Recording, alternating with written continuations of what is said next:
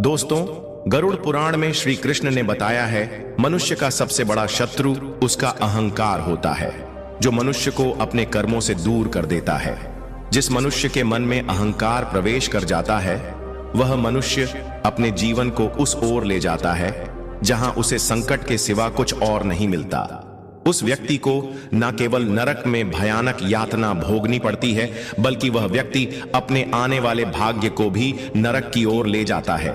इसलिए मनुष्य को हमेशा सत्य, धर्म और प्रेम की भावना रखना चाहिए। इससे वर्तमान जीवन और आने वाले भाग्य हमेशा खुशहाल रहे। मित्रों, गरुड़ पुराण हमें सिखाता है यह जीवन हमारे कर्मों का फल है।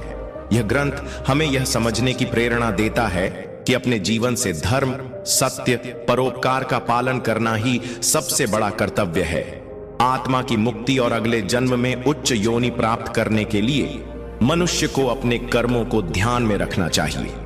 मित्रों, गरुड़ पुराण हिंदू धर्म के महान ग्रंथों में से एक है। यही हमारे जीवन को सही दिशा में चलने का ज्ञान देता है, जो हमें यह सिखाता है कि मनुष्य का भाग्य उसके कर्मों और ईश्वर की इच्छा का परिणाम होता है। यह ग्रंथ न केवल जीवन और मृत्यु के रहस्यों के बारे में बताता है, बल्कि यह भी समझाता है कि मनुष्य अपने जीवन को किस प्रकार सही दिशा में ले जा सकता है। गरुड़ पुराण में मनुष्य के जन्म मरण से लेकर वर्तमान जीवन कैसे जिए, इन सभी चीजों के बारे में विस्तार से वर्णन किया गया है। मनुष्य के जीवन से लेकर मृत्यु तक की सारी जानकारी इस धर्म ग्रंथ गरुड़ पुराण में बताया गया है।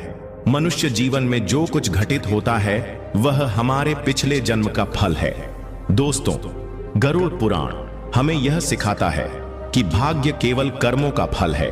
भले ही भाग्य जन्म से पहले लिखा हो, पर हम अपनी कर्मों से इसे बदल सकते हैं। मित्रों, जीवन एक दुर्लभ अवसर है जिसे सही दिशा में ले जाकर हम आत्मा को मोक्ष की ओर अग्रसर कर सकते हैं। धन्यवाद दोस्तों। गरुड़ पुराण के द्वारा सभी बतलाए गए बातों को अवश्य ध्यान में रखें और सत्य की राह पर चलें। इससे आने वाले जीवन अत्यंत सुखद हो। और दोस्तों, वीडियो अच्छा लगा तो इस वीडियो को लाइक करके कमेंट में जय श्री कृष्ण जरूर लिख दीजिए।